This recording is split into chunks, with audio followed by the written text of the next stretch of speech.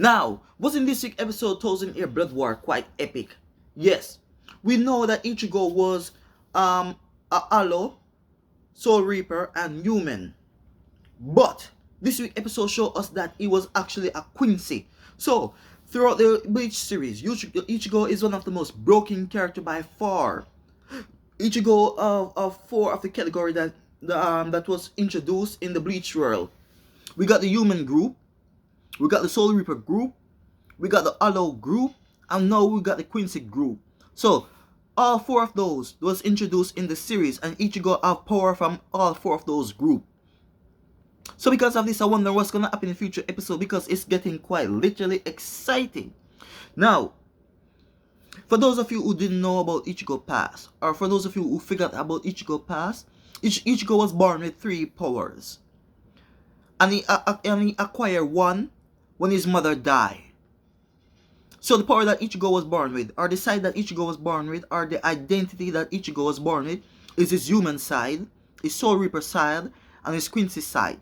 The Quincy side wouldn't come out if Ichigo wasn't trapped inside of that jail, because the pure Quincy power, or the pure-blooded Quincy spiritual pressure, get combined with Ichigo spiritual pressure, and when Ichigo absorb it, it unlock the memory that was stashed inside of Ichigo spiritual pressure. It's like the memory that was inside of Ichigo bloodline. The Ichigo bloodline of the memory of his Quincy side, his human side, and his Soul Reaper side.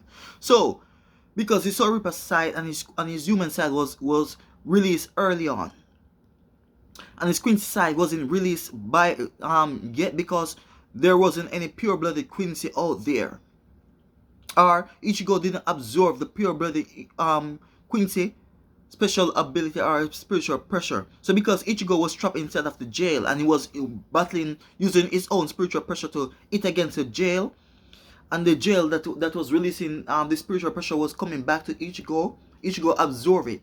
So when Ichigo was going up against his first Quincy opponent, when he was going up against him, he didn't absorb that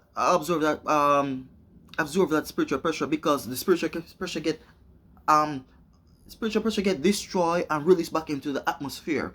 But because Ichigo was inside of this jail, the spiritual pressure that get released from this jail and Ichigo's own spiritual pressure combined together. So because it didn't have any vacuum or space to go outside into the real world, because Ichigo was trapped inside of the jail, and there wasn't any vacuum space to release the spiritual pressure back into the atmosphere. It get trapped inside of the jail. So because it get trapped inside of the jail, it combined with Ichigo's own spiritual pressure and awakened Ichigo's Quincy side.